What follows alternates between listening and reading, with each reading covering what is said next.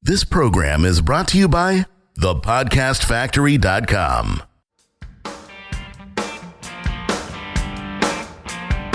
Hi, my name is Igor Kheifets, and this is the List Building Lifestyle, the only podcast which delivers cutting-edge conversion strategies from the online trenches straight to your earbuds. Download the transcript of today's episode and all future episodes at listbuildinglifestyleshow.com. I also invite you to grab a free copy of the Wealthy List Builder Survival Guide at listbuildinglifestyleshow.com/survival. And now, once again, it's time to claim your list building lifestyle. You know what I like, Igor? That every time we get together to record, you applaud me. It really makes me feel good. All right, you guys are listening to List Building Lifestyle. I was messing with Igor's head over there. We're back for another show. Igor, what do you have for us today?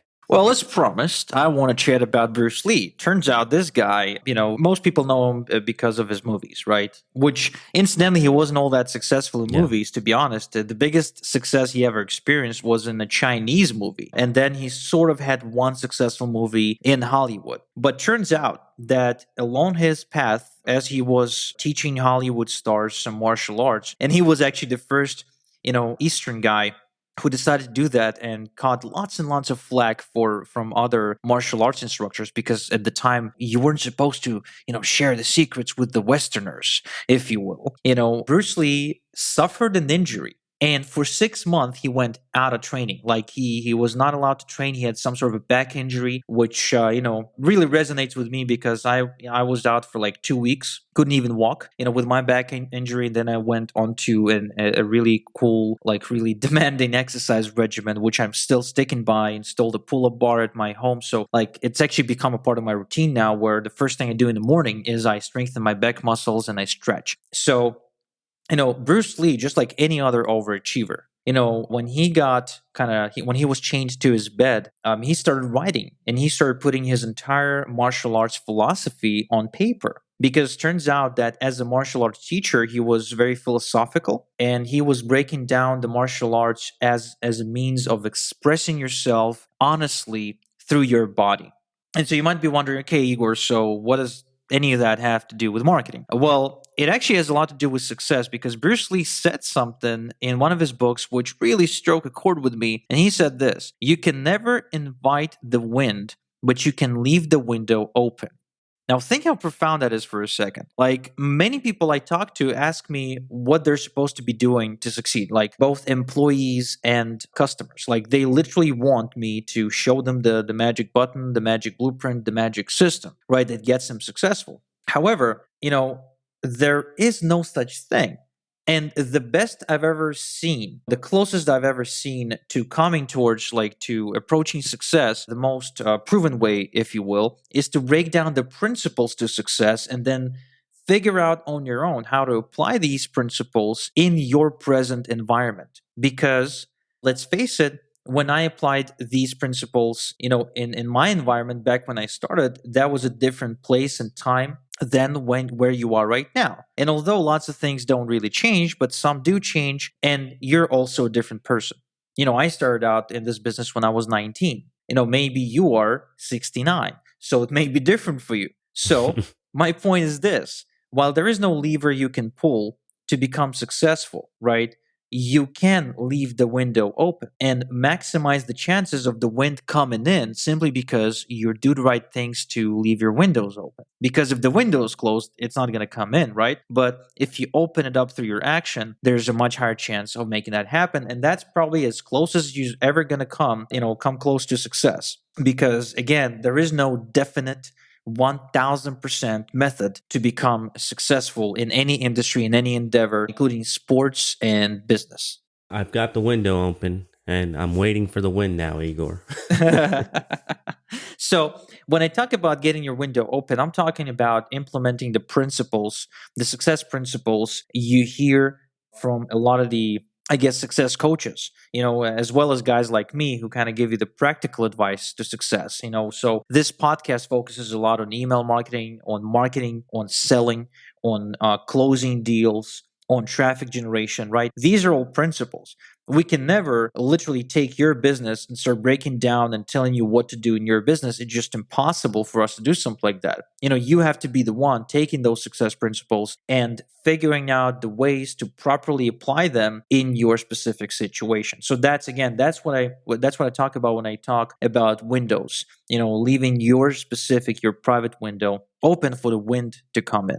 All right, Igor, seriously though, this window open idea, maybe some people aren't grasping it.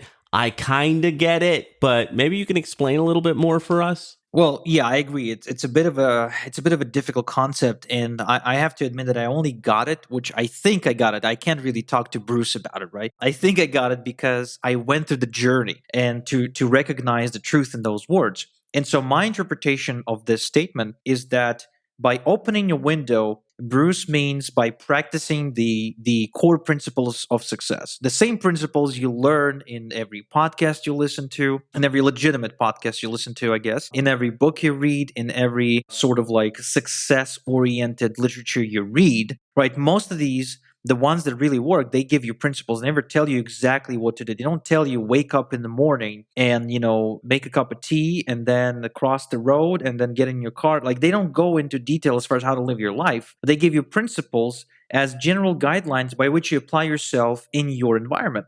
And so while we don't know what your environment is, we don't know what your personality is, we don't know what your circumstance are, or is. I actually don't know if you're supposed to say is or are on this one. But, the point being is that you have to practice the core principles of success in your specific environment. And that is what's called leaving the window open. And the wind comes in.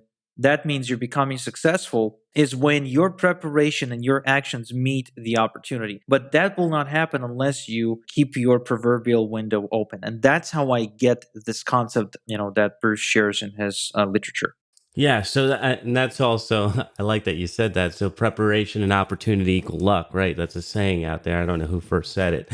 But the idea then is having those core principles in place so that you're prepared. Now, how do you know which are the core principles? Because so many people get distracted out there with new shiny objects, different directions to look. What are those core principles and how do you know you're doing the right thing? Well, that's actually a very good question because you're right. There is just way too much success-oriented information. There's too many people out there who actually want to teach you how to be successful when in reality they're really not successful themselves. In fact, this is no joke. I kid you not. I have an ex-employee of mine, okay, who, did not stick with my company. She's been with us for a couple of months. She was okay, but she wasn't anything special. And unfortunately, I didn't appreciate her work ethics and she did not appreciate me being a crazy fucking boss. Let's just, put it this way. My work ethics are insane and I demand the same from my team. And so she couldn't stand, my attitude towards building something great in this lifetime. So, she left. And for a while, I did not know and did not really care what was going on with her, to be honest. And then someone on my team who's still in touch with her told me that she now became a life coach. So what? Yes, and so here we are, somebody who's getting towards her 30s, okay? Somebody who still lives with her mother and somebody who quite frankly did not achieve anything meaningful in life, not in terms of family nor in terms of professional or, any sort of career or anything like that, she now becomes a life coach. So obviously taking advice from someone like that about how to live your life or how to build a successful business or how to handle your relationships, right? That's probably not a great idea. And I think I've heard of an episode on the Doberman Dan show where he spoke about this last week or the week before last, where he was talking about these, 22-year-old or 25-year-old life coaches that have zero life experience. So, from that standpoint, don't listen to that advice. Okay, don't be that person who takes life or success advice from somebody who never succeeded. However, the people who who you come across or who you have access to through media that are successful, they tend to share the resources through which they became successful. For instance, if you're following somebody like Gary Vaynerchuk, right? He probably has a video where he talks about the books he read or he gives you the principles by which he follows, etc. Or if you listen to this podcast, we actually have a few episodes where I pinpoint specific people who influenced my success. I pinpoint the specific books. In fact, the previous episode or the one before that, we spoke about Stephen Pressfield's, work that influenced my success for sure. Defining the amateur within you and overcoming your procrastination, stuff like that. So, the internet gives you tons and tons and tons of clues to the genuine resources that tell you how to become more successful in your life. And it's up to you to implement these in order to keep your window open.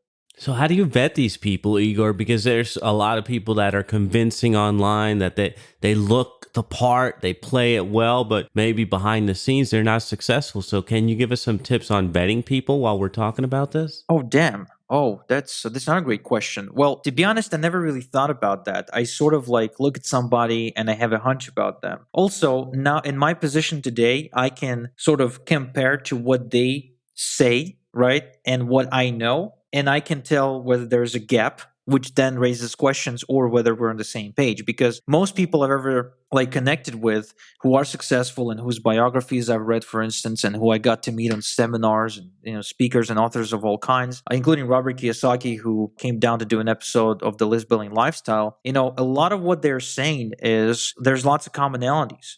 So the people who talk from a true place, people who teach you the right things, you'll notice that they're probably saying a lot of the similar stuff that other people who teach from the true place are saying. So you'll notice commonalities. And the moment you start hearing the same thing from multiple sources, that's true. Because, the bullshit artists, they usually, they just make things up. But the people who went through some life-changing experiences and arrived at conclusions that allow them to become successful, their conclusions are a lot of times, they're very similar. So you might want to keep your ear out for commonalities more so than just specific principles.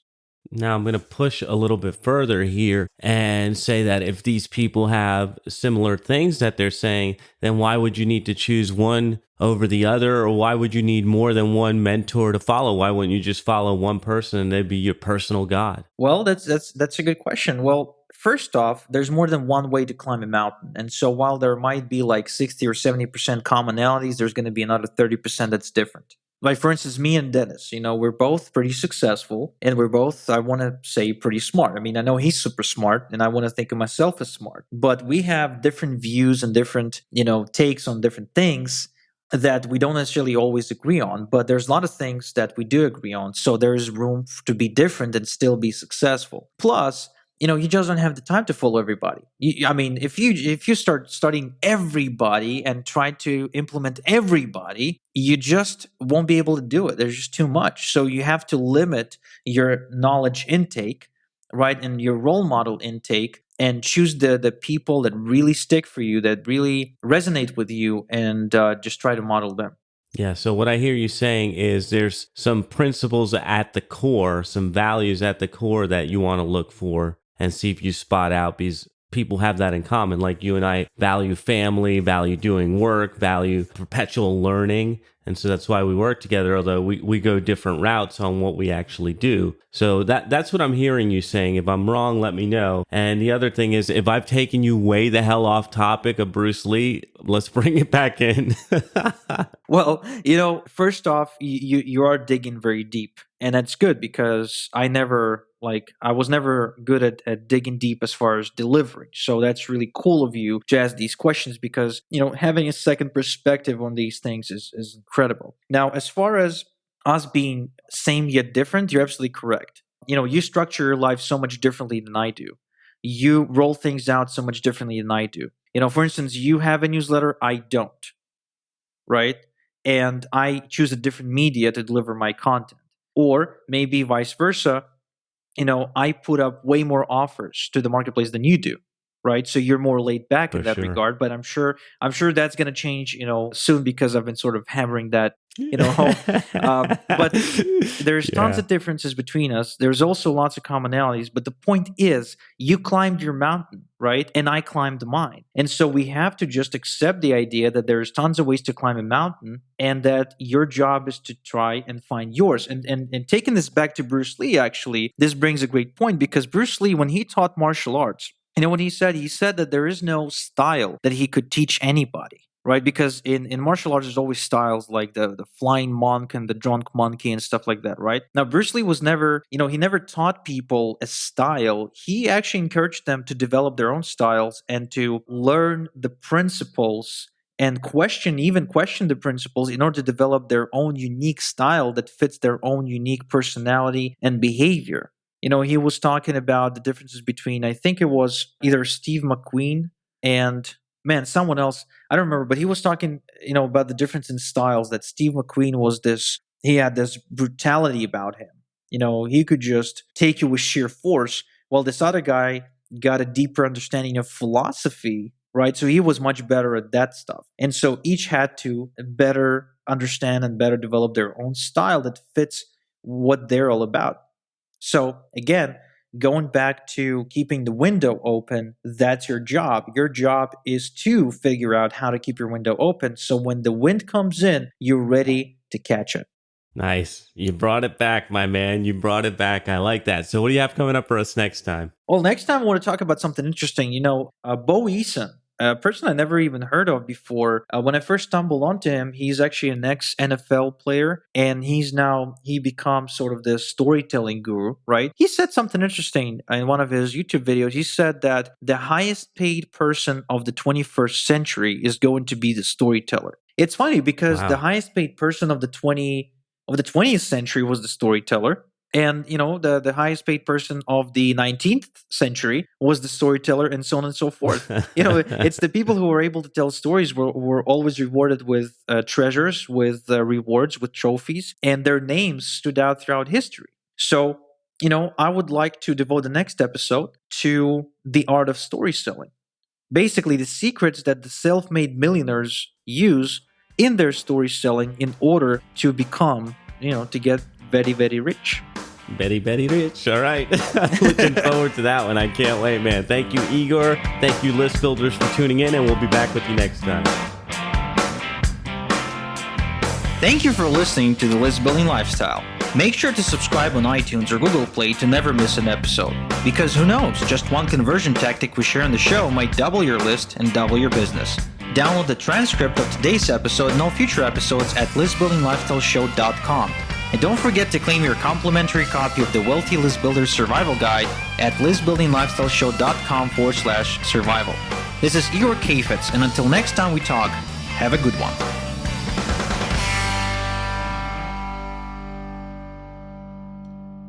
This is the podcastfactory.com.